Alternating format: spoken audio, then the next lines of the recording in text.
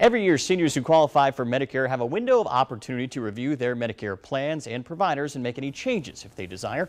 That traditionally starts in November. However, starting this year, the annual enrollment period is actually moving up and starts tomorrow. Joining us from outside Chicago is Walgreens Corporate Operations Vice President and Registered Pharmacist, Richard Ashworth. Richard, good morning.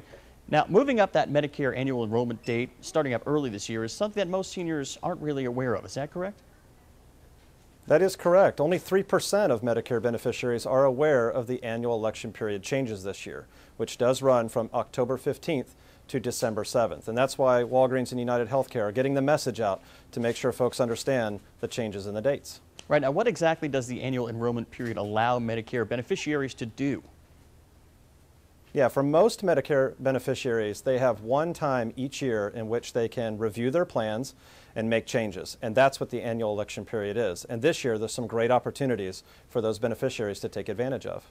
Okay, so since that enrollment period is starting earlier this year, does that also mean that it's ending earlier as well? Yeah, great point. The end date is December 7th, where historically it's been December 31st. So it's important for folks to know that deadline date has moved up. And this year there's some great savings for Medicare beneficiaries to take advantage of. Now, will seniors have to take action if they are happy with the plan that they currently have?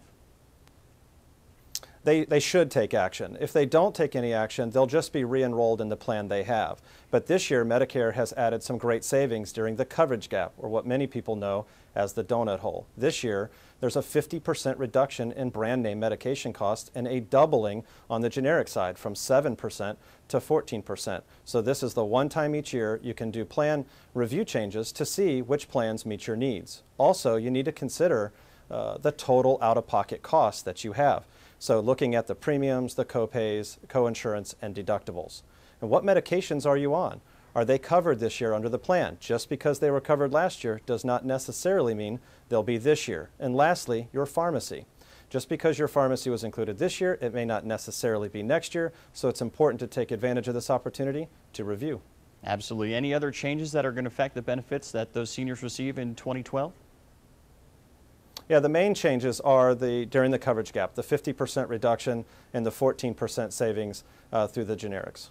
All right, Richard, thank you so much for joining us. Definitely some important information. Of course, we'll have much more coming up on Low Country Live right after this.